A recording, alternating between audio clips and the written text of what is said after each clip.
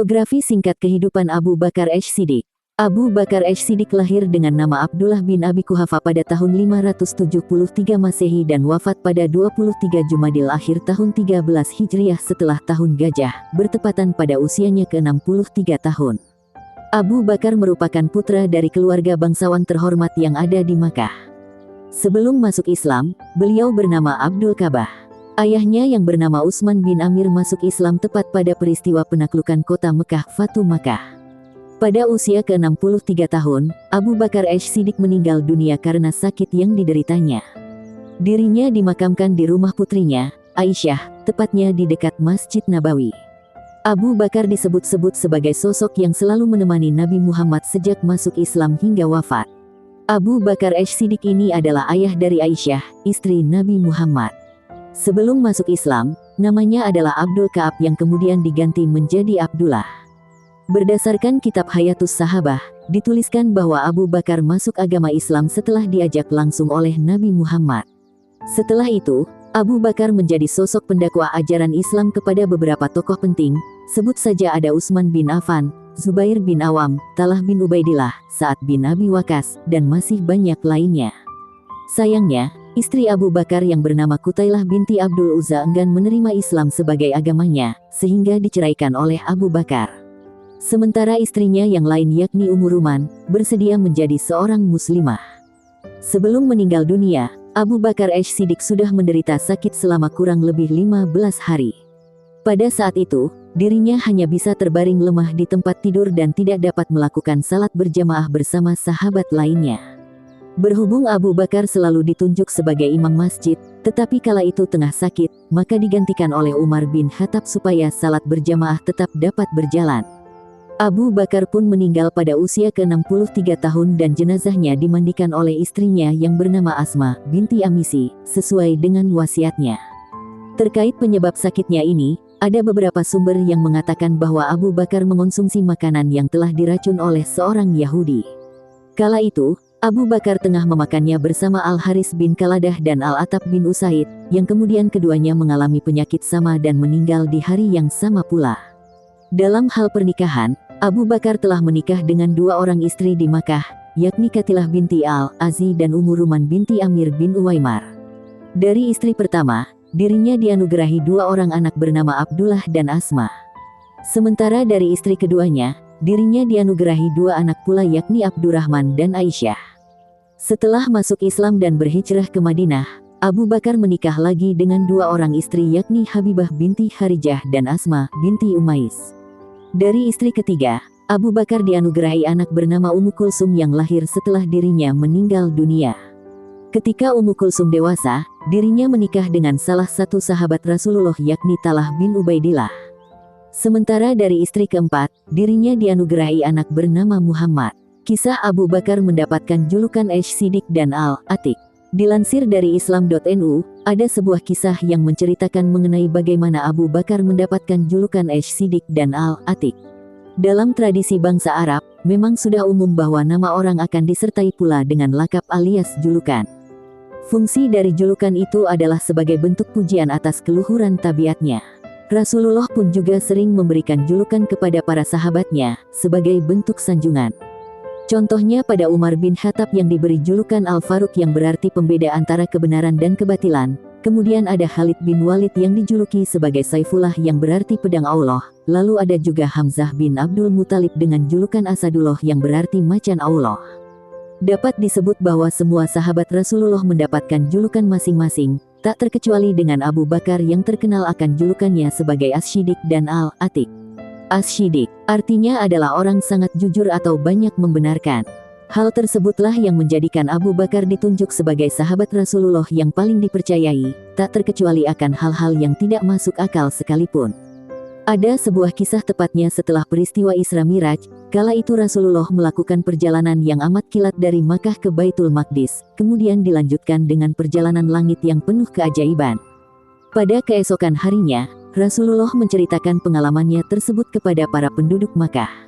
Namun, bukannya didengarkan dan membuat keimanan semakin bertambah, para penduduk Makkah malah tidak percaya dan bahkan semakin mengolok-olok Rasulullah. Parahnya lagi, beberapa orang yang memiliki iman lemah, justru menjadi murtad dan menganggap Rasulullah sebagai pendusta. Pada saat-saat itulah, Abu Bakar muncul dengan gagah dan percaya dirinya membenarkan apa yang telah Rasulullah sampaikan. Nah, sejak saat itulah, dirinya diberikan julukan sebagai As-Shiddiq, Al-Atiq. Abu Bakar tidak hanya memiliki julukan As-Shiddiq saja, tetapi juga Al-Atiq. Menurut beberapa ulama, hal tersebut dikarenakan Abu Bakar memiliki wajah yang tampan. Namun, ada juga beberapa yang mengatakan bahwa julukan tersebut diberikan sebab Abu Bakar selalu menjadi garda terdepan dalam hal kebaikan. Versi lainnya lagi, julukan tersebut diberikan karena Abu Bakar memang terlahir dari nasab yang suci yang mana nenek moyangnya terhindar dari perbuatan zina. Sebagian pendapat lagi mengatakan bahwa Abu Bakar mendapatkan julukan tersebut sebab sudah mendapat jaminan untuk terbebas dari api siksa neraka. Sesuai dengan hadis berikut ini, "Demi Allah, sesungguhnya aku sedang berada di rumahku pada suatu hari, sementara Rasulullah dan beberapa sahabat berada di halaman. Di antara aku dan mereka tertutup oleh pembatas. Tiba-tiba datang Abu Bakar, lalu Nabi bersabda, 'Siapa yang senang melihat orang yang terbebas atik dari api neraka, maka lihatlah Abu Bakar.'" Hadits riwayat Al-Hakim. Keistimewaan Abu Bakar Ash-Shiddiq. Meskipun Abu Bakar menjadi mertua dari Nabi Muhammad, tetapi dirinya juga ditunjuk sebagai sahabat Nabi yang selalu menemani dakwah Rasulullah kemanapun. Dirinya rela berkorban, baik harta maupun jiwanya untuk menyebarkan risalah dakwah. Itulah mengapa nama Abu Bakar Ash-Shiddiq memiliki tempat khusus di hati Rasulullah dan sejarah Islam. Berikut ini beberapa keutamaan dari Abu Bakar Ash-Shiddiq. 1. Namanya diabadikan dalam Al-Quran. Atas pengorbanan yang selalu dilakukannya terutama ketika menyokong dakwah Rasulullah dalam menyebarkan Islam, maka dirinya mendapatkan apresiasi yang mulia dari Allah dengan mengabadikan namanya di dalam kitab suci Al-Quran. Di antaranya adalah pada Qiyas Al-Taubah ayat 40. Yang artinya, "Jikalau kamu tidak menolongnya, Muhammad, maka sesungguhnya Allah telah menolongnya," yaitu ketika orang-orang kafir, musyrikin Mekah mengeluarkannya dari Mekah, sedang dia salah seorang dari dua orang ketika keduanya berada dalam goa. Di waktu dia berkata kepada temannya, "Janganlah kamu berduka cita, sesungguhnya Allah beserta kita." At-Taubah 40. 2. Menjadi orang pertama yang masuk surga. Abu Bakar ini menjadi sosok manusia pertama dari umat Rasulullah yang masuk surga. Hal tersebut telah diterangkan dalam sebuah hadits yang diriwayatkan oleh Abu Daud, yang artinya, dari Abu Hurairah, ia berkata bahwa Rasulullah bersabda, "Jibril mendatangiku dan mengajakku untuk melihat pintu surga yang akan dimasuki oleh umatku nanti." Abu Bakar berkata, "Wahai Rasulullah, sesungguhnya aku berharap ketika ia datang aku bersamamu sehingga aku pun bisa melihat pintu surga." Rasulullah berkata, "Sesungguhnya engkau Abu Bakar adalah orang yang pertama kali masuk surga dari umatku." Hadits riwayat Abu Daud. 3. Menjadi mufti di masa Rasulullah. Pada masa Rasulullah masih hidup, setidaknya terdapat 14 orang sahabat yang dipercaya untuk memberikan fatwa kepada umatnya. Namun, dari ke-14 itu, hanya Abu Bakar saja yang dipercaya oleh Rasulullah untuk memberikan fatwa ketika bersamanya. Sementara sahabat yang lain, hanya boleh memberikan fatwa ketika tengah tidak bersama Rasulullah. Saking percayanya Rasulullah kepada Abu Bakar, terdapat dalam sebuah hadits yang diriwayatkan oleh Al-Bukhari. 4. Menjadi orang yang senantiasa bersegera untuk melakukan kebaikan. Sosok Abu Bakar yang tidak hanya menjadi mertua Nabi, tetapi juga sahabat Nabi ini akan selalu bersegera dalam melakukan hal-hal kebaikan. Bahkan ketika para sahabat Nabi yang lainnya tidak melakukannya. Hal tersebut telah diriwayatkan dalam sebuah hadits yang artinya, dari Abu Hurairah, ia berkata bahwa Rasulullah bersabda, "Siapakah di antara kalian yang pagi ini berpuasa?" Abu Bakar berkata, "Saya." Rasulullah kemudian berkata, "Siapakah di antara kalian pada hari ini mengiringi jenazah?" Abu Bakar kembali menjawab, "Saya." Rasulullah kemudian kembali bertanya, "Siapakah di antara kalian yang hari ini memberi makan orang miskin?" Abu Bakar kembali menjawab, "Saya." Rasulullah pun juga kembali bertanya, "Siapakah di antara kalian yang hari ini menjenguk orang sakit?" Abu Bakar menjawab, "Saya." Rasulullah kemudian bersabda, "Tidaklah terkumpul perbuatan ini pada seseorang melainkan ia akan masuk surga." Hadits riwayat Muslim. 5. Menjadi sahabat Nabi yang sangat tawadu. Sikap tawadu adalah sikap tenang dan tidak sombong akan hal yang dimilikinya. Sikap terpuji itu dimiliki oleh Abu Bakar, yang mana merupakan orang berpunya dari segi harta. Meskipun dirinya orang kaya, tetapi Abu Bakar tetap hidup dalam sikap tawadu dan sederhana, sesuai dengan hadits yang artinya. Dari Abdullah bin Umar, ia berkata bahwa Rasulullah bersabda, siapa yang memanjangkan pakaiannya untuk bermewah-mewahan maka Allah tidak akan memandangnya pada hari kiamat. Abu Bakar kemudian berkata, sesungguhnya pakaian saya kepanjangan kecuali saya memotongnya. Rasulullah kemudian menjawab, wahai Abu Bakar, kamu berbuat demikian bukanlah untuk bermewah-mewahan. Hadis riwayat Al-Bukhari. Kehidupan Abu Bakar Asy-Siddiq sebelum dan sesudah masuk Islam. Sebelum masuk Islam, Abu Bakar tumbuh besar di lingkungan bangsa Quraisy di kota Makkah dan merupakan keturunan terhormat dari kabilah Taim.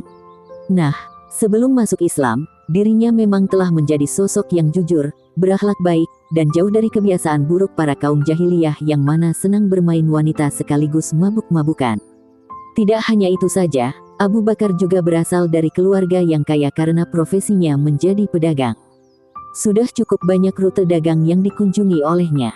Ketika berdagang pun, Abu Bakar tetap mengamalkan sikap jujur dan ramahnya, sehingga dianggap sebagai pedagang terhormat di antara bangsa Quraisy. Dalam Sirah Nabawiyah, Ibnu Hisham turut menjelaskan bahwa Abu Bakar adalah sosok yang lemah lembut sekaligus sopan santun kepada kaumnya. Sebagai seorang pedagang yang memiliki akhlak istimewa, dirinya juga kerap didatangi oleh para pemimpin kaum untuk meminta pendapat. Hal tersebut karena Abu Bakar juga terkenal akan ilmunya yang luas, pengalaman berdagangnya yang mapan, sehingga kedudukannya makin tinggi di antara bangsa Quraisy. Sesudah masuk Islam, seperti yang sudah dijelaskan sebelumnya, Abu Bakar memang sosok yang terjaga dari keburukan akhlak bangsa jahiliyah, padahal saat itu agama Islam belum diturunkan. Dirinya begitu enggan mengikuti keterpurukan moral yang ada pada bangsa Quraisy, meskipun dirinya adalah sosok terhormat di sana. Nah, setelah masuk Islam, Abu Bakar senantiasa menemani Rasulullah dalam setiap dakwahnya. Bahkan tak segan-segan pula untuk mengeluarkan sebagian hartanya demi menyebarkan agama Allah. Kedekatan antara Abu Bakar dengan Rasulullah ini juga pernah diriwayatkan oleh Bukhari, yang artinya, dari Ibnu Abbas, dari Rasulullah ia pernah bersabda, jika seandainya aku dibolehkan untuk mengambil teman dekat dari umatku maka sungguh aku akan memilih Abu Bakar. Akan tetapi ia adalah saudara dan juga sahabatku. Hadits riwayat Bukhari. Sebagai sosok yang menyangga dakwah Rasulullah, Abu Bakar mengarahkan dakwah menjadi dua kelompok, yakni kelompok Quraisy yang memiliki fitrah bersih, pikiran lurus, dan tidak terpengaruh akan keburukan akhlak jahiliyah, dan kelompok fakir miskin di kalangan hamba sahaya serta orang-orang yang telah terzalimi dari kalangan non-Quraisy.